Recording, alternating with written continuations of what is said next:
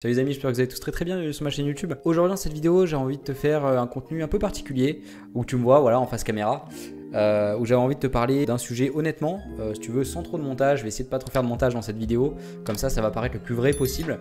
Alors après peut-être que je bafouillerai etc, je ferai un petit peu de montage, mais j'ai vraiment envie de te faire une vidéo sincère, honnête, sur ce sujet qui est vraiment intéressant, que j'ai envie de traiter depuis longtemps sur ma chaîne YouTube. J'ai écrit cette vidéo sur plusieurs points qui sont selon moi intéressants et pertinents. Donc avant que la vidéo commence, je t'invite à prendre des notes, à prendre un cahier, un stylo comme d'habitude quand je te fais ce type de vidéo, voilà, pour y revenir à te proposer un peu plus tard et appréhender encore mieux ce que je te raconte. Donc le sujet aujourd'hui de cette vidéo, c'est vivre du trading, la réalité. Parce que on entend beaucoup de choses sur ce sujet-là, on entend beaucoup de choses sur voilà, vivre du trading. Est-ce que c'est possible? Comment on y arrive? Est-ce que c'est difficile? Voilà, etc. Les questions en fait qu'un débutant peut se poser. Et donc je vais vraiment te parler de tout dans cette vidéo. Tu verras que c'est assez complet. Donc reste bien jusqu'à la fin parce que je suis sûr que tu vas en tirer beaucoup de valeur. Et donc c'est parti pour ce contenu. Pour commencer cette vidéo, j'ai envie de parler avec toi de l'image du trading, ce que te vendent un petit peu les vendeurs de rêves, que ce soit sur YouTube, sur les réseaux sociaux, beaucoup sur Snapchat aussi en ce qui concerne le trading. Et je vais te faire un rappel un peu de la réalité. Qu'est-ce que ça demande réellement de vivre cette activité? Et déjà, ce qu'on entend souvent de par justement les vendeurs de rêves, c'est que on peut vivre du trading avec son téléphone sur la plage, à la piscine. Voilà, on peut trader comme ça, on peut gagner de l'argent facilement, sans forcément de formation, etc. Alors que, bien sûr, tu t'en doutes si tu es sur ma chaîne parce que tu connais mes valeurs et tu connais ce vrai métier qu'est le trading. Et bah forcément ça demande un travail énorme, ça demande beaucoup de sacrifices, ça demande une persévérance énorme et ça demande en conséquence des années de travail, des années de persévérance, encore une fois, de tests. Tu vas tomber, tu vas te relever, tu vas persévérer, tu vas trouver des solutions à tes problèmes, tu vas te remettre en question aussi, très important. Et une chose qui est très importante, qui est selon moi vraie et que beaucoup d'autres personnes qui font du trading partagent, c'est que pour moi, pour réussir, il faut aussi une passion pour cette activité qui va toujours nous pousser à apprendre, à nous remettre en question, à devenir meilleur, pour évoluer sainement dans cette industrie. Et donc cette image, si tu veux, de vendeur de rêve, de voilà, trader depuis son téléphone facilement, etc. Voilà, c'est bullshit. Je préfère le dire comme ça clairement dans la vidéo parce que je pense qu'il y a quand même des débutants qui regardent sur YouTube qui peut-être que c'est la première vidéo de trading qu'ils regardent sur YouTube. Donc c'est important pour moi de rappeler la réalité, d'être transparent, de dire que tu ne réussiras pas si tu trades sur ton téléphone, de dire que tu ne réussiras pas si tu consacres pas des années de travail, de sacrifice. Et si tu vois pas cette activité comme un vrai métier, tu réussiras pas parce que tu seras pas sérieux dans ce que tu fais. Et voilà, on réussit jamais dans quelque chose si on n'est pas sérieux. Donc voilà, premier point, oublie cette image des réseaux sociaux, oublie cette image de trader sur son téléphone, de faire de l'argent rapidement. Ça n'existe pas, ça n'existera jamais dans n'importe quel domaine. Que ça soit trading, que ça soit être avocat, que ça soit être médecin, que ça soit être opticien. Il y a des années d'études avant, il y a des connaissances à avoir et on peut pas commencer à débouler dans une industrie en pensant tout savoir, en pensant qu'on va gagner de l'argent comme ça. Faut rester réaliste, faut pas être naïf. Et voilà, donc c'était important pour moi de te parler de ça dans ce premier point. Il y a aussi un problème, si tu veux, qui amène ce point-là, c'est que malheureusement, tu compares par exemple des métiers comme avocat, comme opticien, des choses comme ça, faut des années d'études, faut faire un BTS, faut faire un DUT, etc. Donc ça demande plusieurs années de travail, de dévouement, il faut travailler, etc. Il faut réviser ses cours. Donc la plupart des personnes ne vont pas le faire.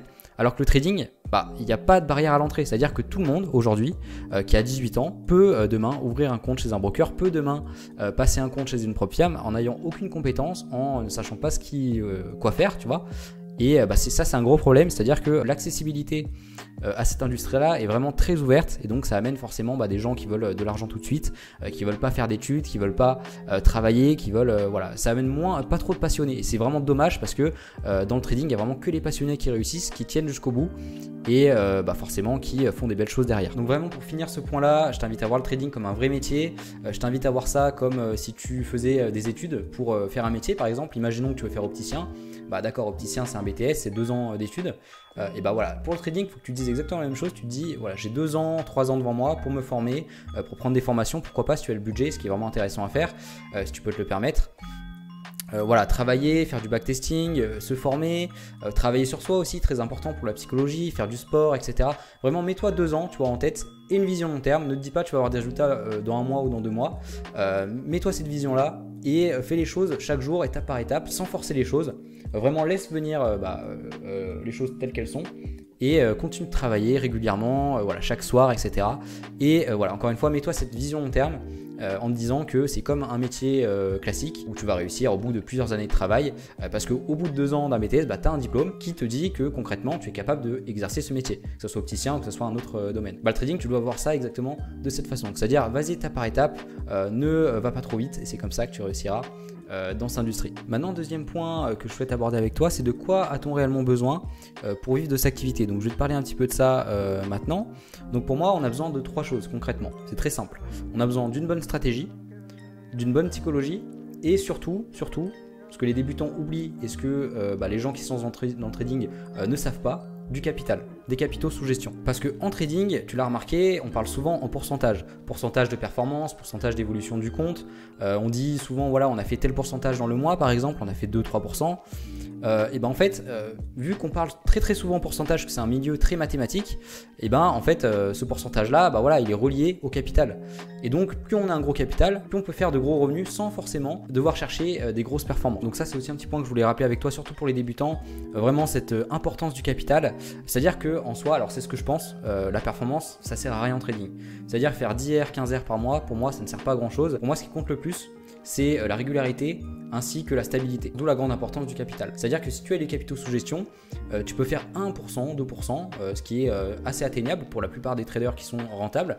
Et ben même avec des petits pourcentages, tu pourras générer de très belles sommes parce que tout simplement tu as le capital qui va derrière. Et donc souvent, en tant que débutant, on est souvent amené à faire des erreurs parce qu'on a envie de gagner beaucoup d'argent, on a envie en fait de faire beaucoup de performances parce que malheureusement, on n'a pas les capitaux qui suivent derrière. Et donc vu qu'on n'a pas ces capitaux-là, et on va prendre plus de risques, on va risquer 3% par trade, 4% par trade, on va essayer de viser beaucoup d'heures par mois, 10, 15 heures par mois, ce qui est encore une fois possible, mais en fait on va essayer de super former, on va essayer de pousser, et en fait en trading c'est pas comme ça que ça fonctionne. C'est-à-dire qu'en trading, comme je te le dis avant, le plus important c'est la régularité et la stabilité. Et qu'est-ce qui est le mieux pour être stable et régulier? C'est viser, encore une fois, des petites performances qui sont régulières, où tu vas pas faire du plus 10, ok c'est bien, par contre après, vu que tu risques beaucoup, tu vas faire, je sais pas, du moins 3, du moins 4, etc. C'est mieux de faire du plus 1%, par exemple, plus 0,5, break-even, moins 1%, plus 4%, plus 3%, de viser, de rester, si tu veux, dans cette gamme-là, et pas d'essayer de forcer les choses, quitte à prendre plus de risques, parce que forcément, quand tu vas prendre plus de risques en trading, ça va t'amener un drawdown qui va être plus important, ça faut le savoir aussi. C'est-à-dire qu'en trading, tu vois très souvent des personnes te dire voilà je fais tel pourcentage par mois, je fais 20%, 30% par mois, mais ils te disent pas le risque qu'ils ont pris derrière, et le risque il est vraiment conséquent. C'est à dire que c'est bien, ils ont fait 20% par mois, mais ils te parlent pas des mois où ils font moins 10 par exemple. Parce que quand tu fais 20% par mois, tu peux avoir des mois où tu fais moins 5, où tu fais moins 10%, ce que tu n'auras pas quand tu as une performance de 1-2%. Tu vas peut-être avoir un mois peut-être à moins 1, moins 2, mais tu vas rester si tu veux dans cette gamme là, donc tu vas avoir un drawdown qui sera maîtrisé, tu n'auras pas de très grands risques sur le marché, tu vas prendre pas trop de trades parce que pour arriver à 1-2%, il ne faut pas non plus prendre énormément de positions, donc ça va t'enlever cette pression de performer. Indéniablement tu vas avoir de meilleurs résultats en trading. C'est pour ça que les capitaux c'est vraiment une part très importante dans cette industrie là, c'est un effet de levier, c'est ce qui va faire en sorte que tu vas gagner beaucoup d'argent ou pas. T'as beau avoir les meilleures performances, si t'as pas les capitaux sous gestion, tu vas pas gagner beaucoup d'argent. Je sais que c'est dur à dire, mais le but de ce point c'est vraiment insister sur l'importance de ce facteur là dans ton trading, et que c'est vraiment super important. Et c'est pour ça justement que tout ce qui est solution propre firme, tout ce qui est solution Darwin X0, c'est vraiment super intéressant pour les traders indépendants qui sont sous-capitalisés, parce que ça permet d'avoir un effet de levier, ça permet effectivement de commencer à générer des revenus qui peuvent être conséquents en fonction de la taille du compte. Et c'est pour ça que c'est important, c'est pour ça qu'à un moment donné dans notre trading, il faut soit avoir beaucoup de capitaux en fonds propres, soit essayer d'attirer des investisseurs, ou alors travailler pour une ou plusieurs propres firmes et ainsi augmenter nos capitaux sous gestion. Donc voilà, c'était un petit peu tout pour ce deuxième point. Donc retiens juste que tu as besoin pour réellement en fait vivre de cette activité d'une bonne stratégie qui est backtestée, où tu sais ses performances mathématiques. Si tu as fait un backtesting, tu vois un petit peu ta moyenne des gains, ta moyenne des pertes, ton taux de réussite, etc., ton drawdown maximum.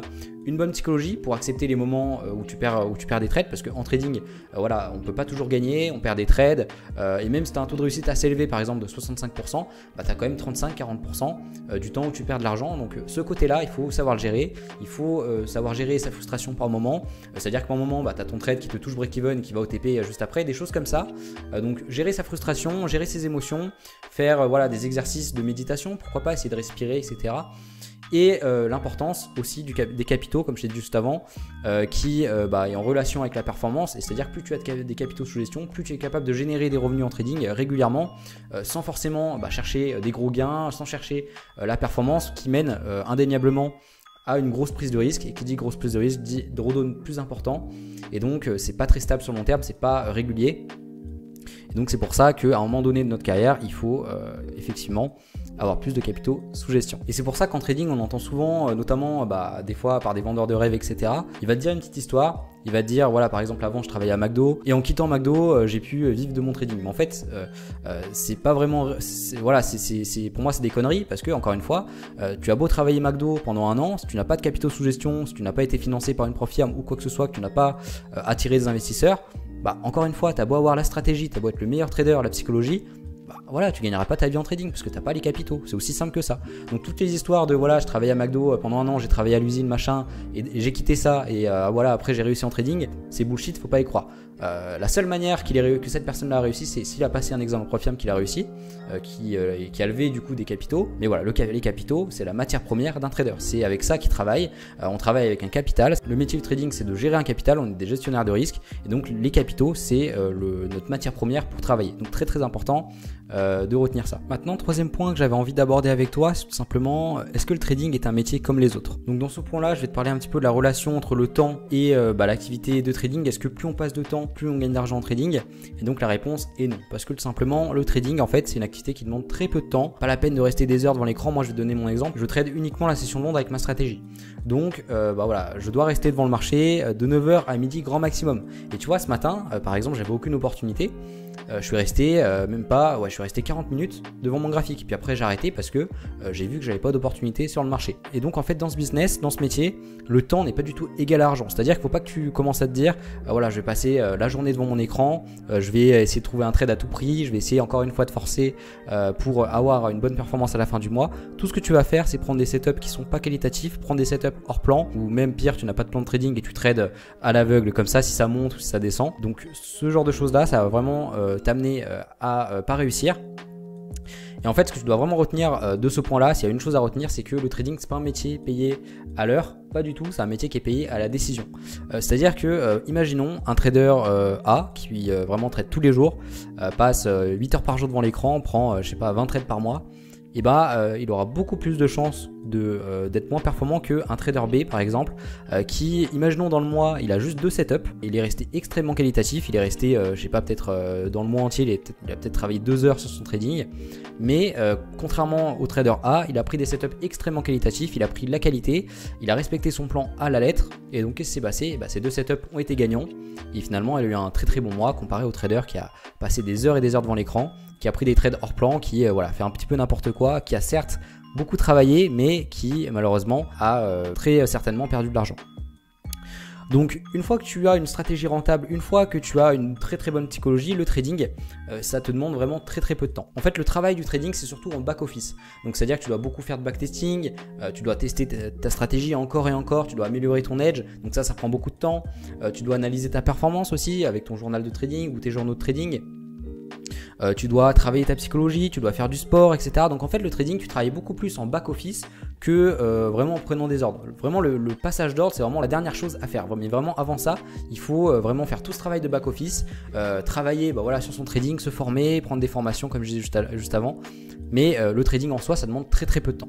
Donc c'est vraiment quelque chose à retenir. Donc pour moi, c'est pas un métier comme les autres, c'est pas comme un business même de vente de formation par exemple, où plus tu travailles, plus tu vas gagner d'argent.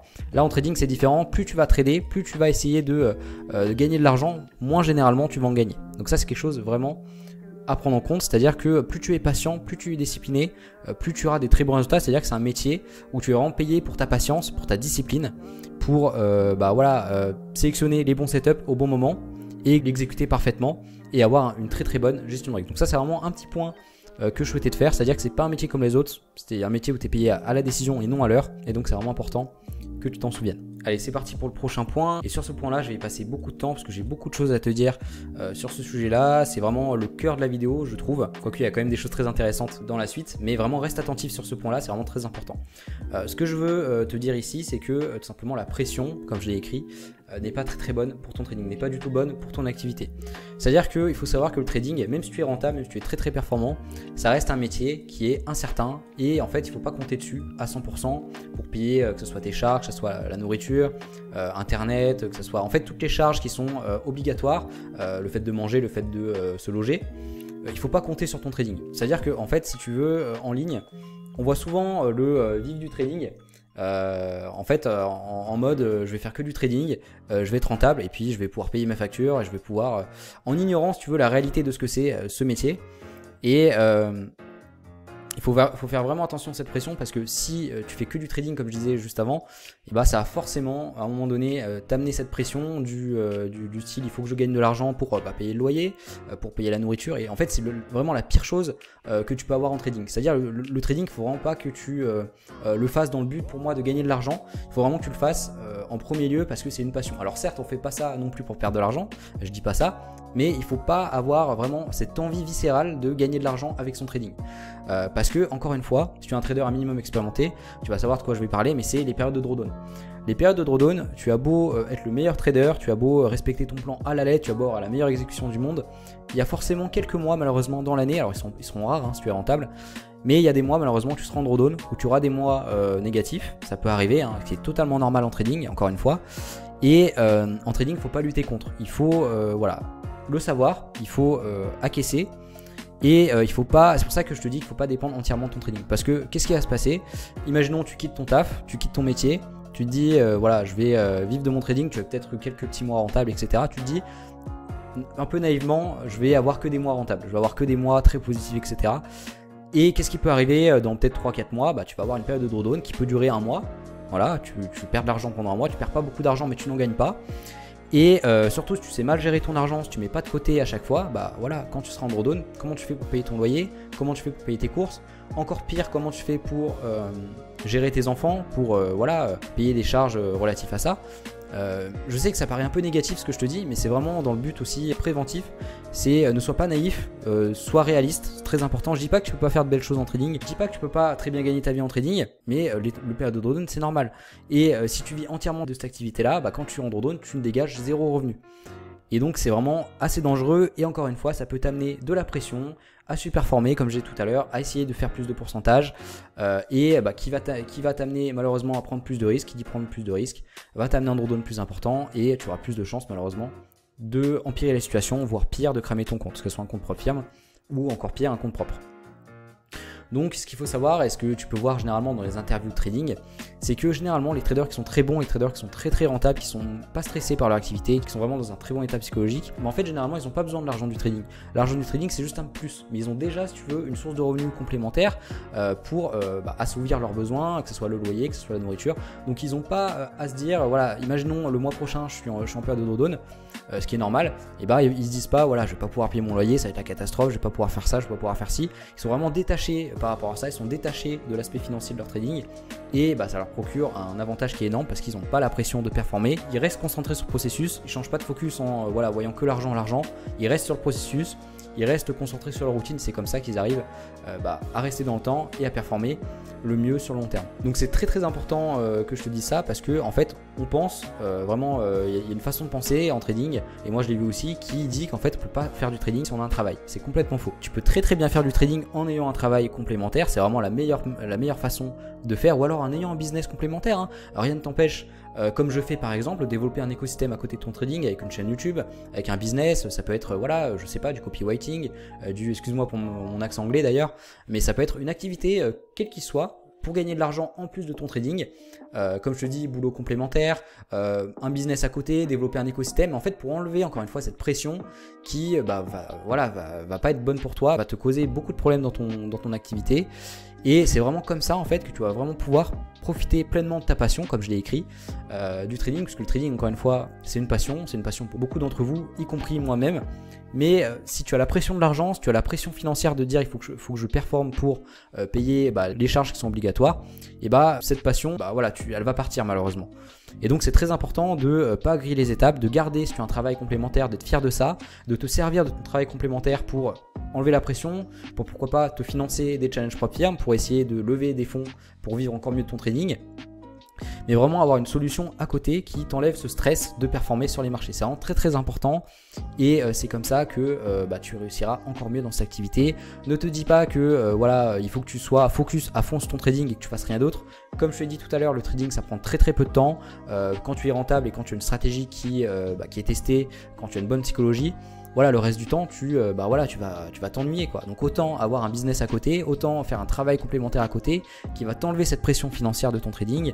Et donc ça sera que bénéfique pour toi. Je t'invite vraiment à le faire, vraiment pas faire que du trading. C'est pour ça que vivre du trading, c'est un peu faux pour moi. C'est-à-dire que pour moi, on peut pas vivre que du trading, même si c'est théoriquement possible. Tu peux gagner assez d'argent pour en vivre pleinement.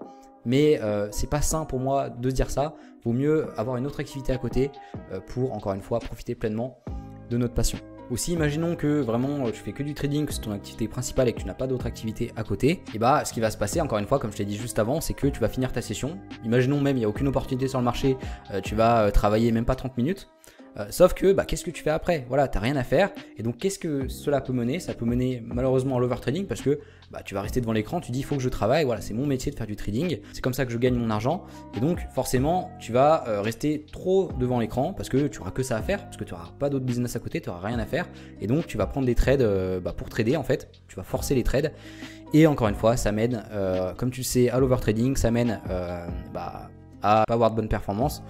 Et donc c'est encore aussi un point que je voulais souligner avec toi qui est très important et j'avais vraiment envie de te le partager avec toi. Maintenant pour ce 5e point, j'avais envie de te partager quelque chose que je trouvais extrêmement intéressant, que j'ai découvert dans une vidéo YouTube récemment et que j'avais envie de te partager ce que j'avais appris et justement ça peut t'apporter beaucoup de connaissances et c'est tout simplement le gap de liberté. Donc tu vois, je t'ai dessiné un petit graphique avec les profits, les dépenses ou les investissements. Donc en trading, au début tu vas débuter, tu vas pas être rentable. Donc tu vas pas gagner de profit du tout. Et au fur et à mesure du temps, au fur et à mesure des années, tu vas te former, tu vas te remettre en question, tu vas apprendre sur toi-même, tu vas développer ta stratégie, etc. Au fur et à mesure, tu vois là, tu vas arriver vers break-even. Voilà, tu vas rester peut-être longtemps, et puis au bout d'un moment, tu vas commencer à être rentable. Donc ça va te faire une sorte de courbe comme ça dans ton trading. Ok, quelque chose comme ça. Donc tu vas avoir de plus en plus de profit dans ton trading. Ok. À côté de ça, on a les dépenses ou les investissements. Donc c'est-à-dire que les dépenses, ça va être tout ce qui est ton loyer, tout ce qui est la nourriture, tes dépenses si tu veux moyennes dans le mois. Et imaginons que tes dépenses-là, en termes de profit, elles sont ici. Ok? Voilà, elles sont là. Donc ça, c'est tes dépenses. Ok? Ce niveau-là. Ou tes investissements. Par exemple, tu peux investir une partie de tes revenus, que ce soit, tu investis dans ton capital propre, tu investis en bourse long terme, peu importe. Ça, c'est les dépenses et les investissements. Donc, tu vois qu'en commençant ton activité de trader, au début, tu vas pas gagner d'argent, donc tu ne pourras pas assouvir ces dépenses, tu ne pourras pas payer ces dépenses-là ou ces investissements. Mais au fur et à mesure, tu vois que la courbe va monter ici. Et tu vois qu'à ce niveau-là, à peu près, voilà, à ce niveau-là, tu as un petit gap en fait qui va se former, tout simplement. C'est imagé, mais c'est pour que tu comprennes bien. Donc à partir de ce moment-là, tu vas pouvoir assouvir tes besoins parce que grâce à ton trading ou à tes profits que tu veux en trading, tu vas pouvoir payer tes dépenses ou tes investissements obligatoires dans le mois parce que tu vois que tu es au-dessus de cette zone-là, d'accord? Et plus tu vas avancer, plus tu vas avoir une bonne expérience en trading, plus tu vas devenir bon et rentable, plus ce gap, si tu veux, que tu as ici, va s'agrandir. Ok? Ça va devenir quelque chose comme ça. Voilà, pour que tu comprennes bien.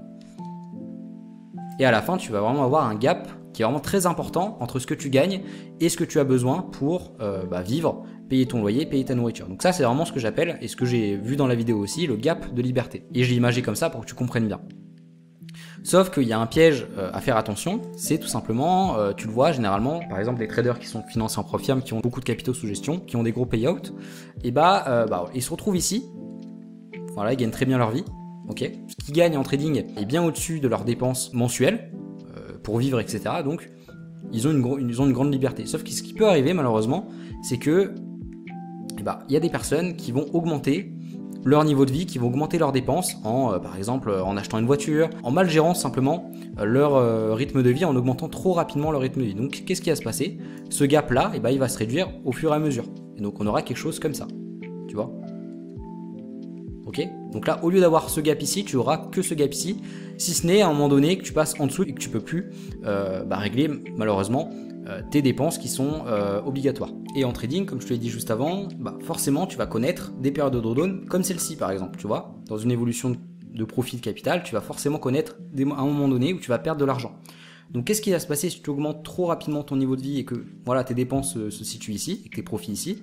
Bah à un moment donné, voilà, là tu es un peu juste, tu as quand même un petit gap ici, mais sauf qu'à un moment donné tu vas connaître une mauvaise période, donc tu vas redescendre en dessous de tes dépenses, et donc ça va vraiment te faire beaucoup de mal psychologiquement parce que tu ne seras plus en mesure de payer tout ce que tu dois, parce que tu n'auras pas fait attention à ton rythme de vie, qui est très important pour un trader indépendant, et forcément, voilà, tu as une mauvaise passe, donc là, ça sera très très dur psychologiquement en fait, cette période-là. Ok? Donc, il faut vraiment faire attention à ça quand tu es trader, quand tu es dans l'investissement, dans le domaine de l'investissement en général. C'est-à-dire que tu peux augmenter ton niveau de vie, je dis pas le contraire, mais il faut pas y aller trop vite et il faut vraiment cesser le temps de se créer un gap de liberté entre ce que tu gagnes et entre ce que tu as besoin pour vivre. Et c'est vraiment dans ces moments-là que tu peux faire des erreurs du type overtrading, du type revenge trading, parce que en fait tu veux absolument gagner de l'argent pour assouvir tes besoins, tu forces, etc. Tu vas prendre de mauvaises décisions, tu vas plus être focus sur le processus, tu vas être focus juste sur l'argent. Et voilà, c'est la pire des choses à faire en trading et tu peux rentrer dans quelque chose qui va vraiment être très négatif pour toi, pour ton trading et pour ta vie de manière générale. Donc c'est pour ça, fais attention à ça, augmente pas trop vite tes dépenses ou tes investissements. Vas-y étape par étape. Si tu as des gros payouts demain, n'achète pas directement une voiture, c'est complètement stupide à mon sens par rapport à ce que je t'ai dit juste ici, parce que tu n'as pas encore assez de revenus pour te le permettre, tu n'as pas un gap assez important entre ce que tu gagnes et ce que tu dépenses. Et à titre personnel, alors ça je te dis ça par rapport à mon expérience, personnellement moi je suis quelqu'un de très simple, c'est-à-dire que je sais que ce qui me rend heureux dans la vie c'est ma copine, mes amis, un bon restaurant de temps en temps, un bon petit cinéma, un bon petit bowling, toutes ces choses-là ne coûtent pas très cher. Mais c'est vraiment ces choses-là qui me rendent heureux. Et je peux vraiment te dire, de par mon expérience, par exemple l'année dernière, je suis allé à Los Angeles avec des amis, donc c'est un voyage qui nous a coûté les yeux de la tête. Donc je suis revenu de là-bas. Alors c'était une très belle expérience, j'étais très content de voir ce que j'ai vu. On a fait des choses extraordinaires, mais avec le recul, avec la maturité aussi, que j'avais pas auparavant, je me suis rendu compte qu'en fait, c'est pas ça qui me rend heureux. C'est-à-dire que j'étais bien là-bas, mais j'aurais été aussi bien, par exemple, si j'étais allé dans une maison de campagne avec ma copine, etc., entouré des personnes que j'aime. Comme je te dis, faire un bon petit restaurant, etc. Et t'as pas forcément besoin d'augmenter vraiment beaucoup ton rythme de vie. Tu peux être heureux, voilà, faire ta passion, le trading ou autre chose, un autre business. Et être très heureux, être totalement épanoui. Et c'est pas une obligation d'augmenter son rythme de vie. T'es pas obligé de faire ça. C'est pas parce que tu fais ça que tu vas être plus heureux. Après, je ne juge personne. Encore une fois, je parle de mon expérience de vie. Mais c'est quelque chose aussi que j'avais envie de souligner avec toi. Et plus tu as un gap important entre tes dépenses et tes profits, plus tu vas être détaché, tu vas être moins de focus sur l'argent, tu vas te dire si j'ai une période de drawdown c'est pas grave, parce que si tu es ici par exemple, que tu gardes tes dépenses plus ou moins basses ici et que tu as une période de drawdown, tu vois, tu peux avoir une grosse période de drawdown, tu es quand même largement au-dessus de tes dépenses, tu vois. Donc c'est vraiment important, retiens ce point là.